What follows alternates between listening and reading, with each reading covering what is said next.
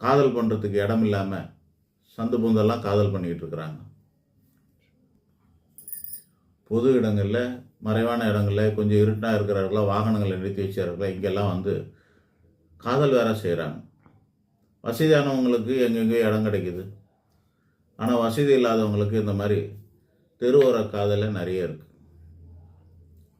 ஆக இவ்வளோ மோசமாக இருக்கிற அந்த சொசைட்டியில் எப்படி வந்து கல்யாணம் பண்ணி வச்சு அவங்களுக்குலாம், அதனால் நாங்கள் என்ன பண்ணுறோன்னா, யாருக்கும் கேரக்டர் சொல்கிறதெல்லாம் கிடையாது.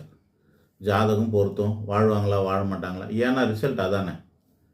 கேரக்டர் எப்படி இருந்தாலும் அவங்க சேர்ந்து வாழ்வாங்களா வாழ மாட்டாங்களான்னு ஜாதகத்தில் தெரியும். 7ஆம் இடம்னு சொல்லக்கூடிய திருமண ஸ்தானத்திலே பாவகிரகங்களையும் வச்சு நம்ம அவங்களுக்கு இவங்க சேர்ந்து வாழ்வாங்களா வாழ மாட்டாங்களா அந்த ரிசல்ட்டை தான் சொல்கிற மொழி, கேரக்டர் ஒருத்தரை பற்றி சொல்கிறதில்லை. ஏன்னா பிரச்சனைகள் எதுக்கு நமக்குன்னு சொல்லிட்டு எல்லாரும் விலகிடுவாங்க. அளவுக்கு மீறி இருக்கும்போது தான் இந்த ஜாதகம், அதாவது லக்னம் அப்படின்னா அந்த ஜாதகர்னு பேர். ஆணாக இருந்தாலும் பெண்ணாக இருந்தாலும் லக்னம் தான் ஆகணும்.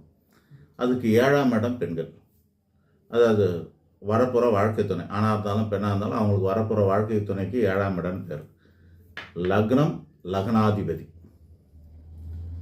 இது பாவகிரகம் சவகாசம் இல்லாமல் இருந்தால், தொடர்பு இல்லாமல் இருந்தால், எந்த வகையிலையும் சம்பந்தம் இல்லாமல் இருந்தால், அது எப்படி சம்மந்தப்படும்? இருக்கும், சேரும், பார்க்கும், சாரம் பெறும், பரிவர்த்தனை பெறும். இந்த மாதிரியெல்லாம் சவகாசம்னு சொல்லக்கூடியது, சம்பந்தம் தொடர்புன்னு சொல்லக்கூடியது. இப்படி இல்லைன்னா, எந்த அளவுக்கு இல்லையோ அந்த அளவுக்கு சுத்தம். எந்த அளவுக்கு இருக்குதோ அந்த அளவுக்கு மோசம். பாவகிரகங்களோட சவகாசம் இருந்தால் இது அந்த கேரக்டர், அந்த ஜாதகர்.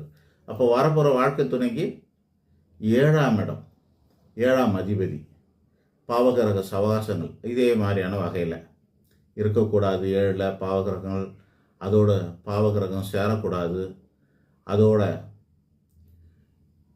பார்க்கக்கூடாது, சாரம் பெறக்கூடாது, பரிவர்த்தனை பெறக்கூடாது. இந்த மாதிரியெல்லாம் இருந்ததுன்னா அது வந்து சுத்தமாக இருக்குது. அப்படி சேர்ந்து இருந்ததுன்னா பாதிக்குது. எந்த அளவுக்கு சேர்ந்துருக்கோ அவ்வளோ பாதிப்பு இருக்குதுன்னு பேர். ஆக இதை பார்த்து சொல்ல முடியும். ஒருத்தருக்கு இருந்து ஒருத்தருக்கு இல்லைன்னா, ஒருத்தருக்கு இருக்கும் பவித்திரமாக இருக்கும் ஒரு ஆளுக்கு வரப்போகிறவங்களுக்கு அந்த மாதிரி இல்லாமல், லக்னம் வந்து பவித்திரமாக இருக்கும், 7ஆம் இடம் கெட்டு போயிருக்கோம்னாக்கா இவங்களோட தலையெழுத்தை அப்படி தான் அமையும்னு அர்த்தம். இவங்களோட தலையெழுத்தை, இப்போ ஒரு லக்னம் இருக்குது, கன்னி லக்னம் இருக்குது, லக்னத்தில் சுபகிரகங்களாக இருக்குது, அதுக்கு 7ஆம் இடம் மீனம்,